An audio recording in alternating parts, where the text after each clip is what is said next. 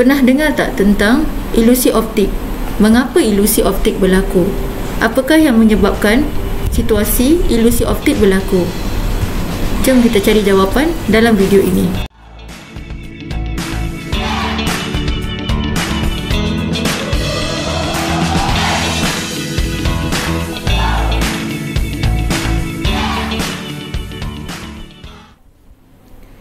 Assalamualaikum dan selamat sejahtera. Selamat datang ke kelas sains Cikgu Khairun. Kita masih lagi berada dalam tajuk sains tingkatan 3. Okey, hari ini kita nak belajar apa? Kita masih lagi belajar bab 1, rangsangan dan gerak balas. 1.2, rangsangan dan gerak balas manusia. Tujuan pembelajaran kita hari ini adalah untuk menjelaskan melalui contoh bagaimana had deria, kecacatan organ deria dan proses penuaan mempengaruhi pendengaran dan penglihatan manusia. Audio-visual yang mengaplikasikan kombinasi antara deria pendengaran dengan deria penglihatan memainkan peranan yang penting dalam kehidupan harian kita.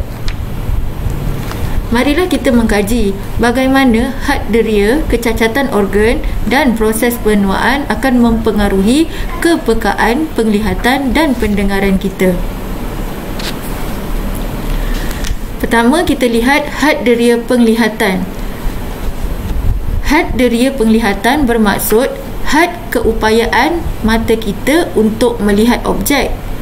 Had deria penglihatan ialah ilusi optik dan titik buta. Manusia tidak dapat melihat objek yang terlalu kecil dan terlalu jauh, contohnya virus dan juga planet. Ilusi optik berlaku apabila objek yang dilihat berbeza daripada keadaan yang sebenar. Ilusi optik berlaku kerana otak tidak dapat mentafsirkan dengan tepat objek yang dilihat kerana gangguan di sekitar objek tersebut.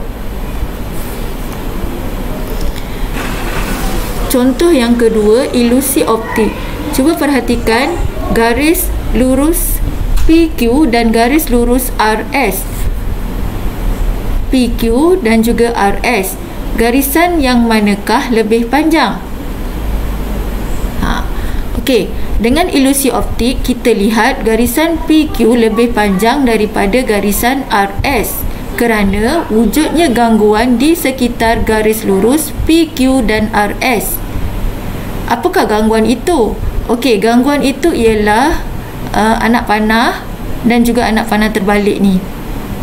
Okey, tapi jika tiada ilusi optik, iaitu tanpa gangguan di sekitar garis lurus PQ dan RS, sebenarnya garis lurus ini mempunyai panjang yang sama.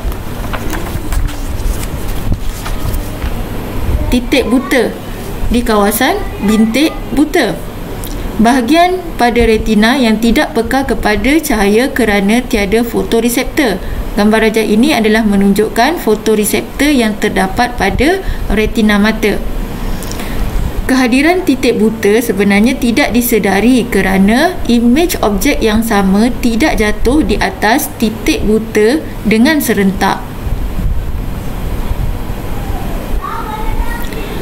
Alat yang digunakan untuk mengatasi had deria penglihatan ialah yang pertama, mikroskop elektron, yang kedua mesin ultrabunyi, yang ketiga mikroskop cahaya, yang keempat binokular dan yang kelima adalah mesin sinar X ataupun X-ray.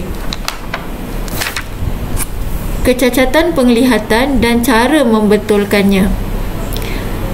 Seseorang itu mengalami rabun jauh apabila kanta mata terlalu tebal dan imej yang terbentuk di hadapan retina. Objek jauh kelihatan kabur. Rabun jauh juga disebabkan oleh berbola mata yang terlalu panjang. Ini menyebabkan imej terbentuk di hadapan retina. Dan cara untuk membetulkannya ialah dengan menggunakan kanta cekung. Dengan menggunakan cermin mata kanta cekung. Objek jauh akan kelihatan jelas dan imej terbentuk pada retina. Kecacatan penglihatan yang kedua ialah rabun dekat. Rabun dekat berlaku apabila kanta mata terlalu nipis dan juga berbola mata terlalu pendek. Ini menyebabkan imej terbentuk di belakang retina. Cara membetulkan rabun dekat ialah dengan menggunakan cermin mata yang diperbuat daripada kanta cembung. Imej akan terbentuk pada retina dan penglihatan dapat dibetulkan. Had deria pendengaran. Keupayaan telinga untuk mendengar bunyi. Manusia hanya dapat mendengar bunyi berfrekuensi julat 20 Hz hingga 20,000 Hz. Tetapi apabila usia meningkat, julat frekuensi pendengaran semakin kecil. Ini kerana gegendang telinga semakin kurang kenyal. Gegendang telinga menjadi kurang kenyal. Okey, alat yang digunakan untuk mengatasi had deria pendengaran ialah antaranya stetoskop yang digunakan oleh doktor untuk mendengar denyutan jantung seseorang, dan alat pembesar suara untuk bercakap di kawasan yang luas ataupun di halayak ramai. Baik, seterusnya kecacatan pendengaran dan cara membetulkannya.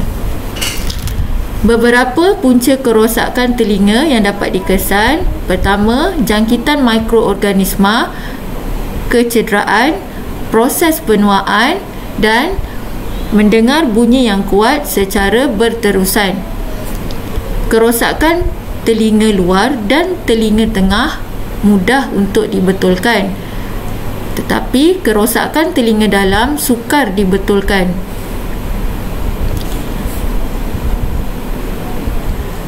Okey, cara untuk membetulkan kerosakan pada bahagian telinga. Sekiranya gegendang telinga pecah, ia boleh dirawat dengan pengambilan ubat ataupun pembedahan.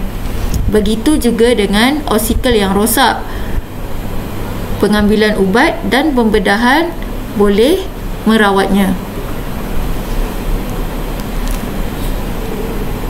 Begitu juga dengan kerosakan pada bahagian koklea, boleh dibetulkan dengan penggunaan implan telinga.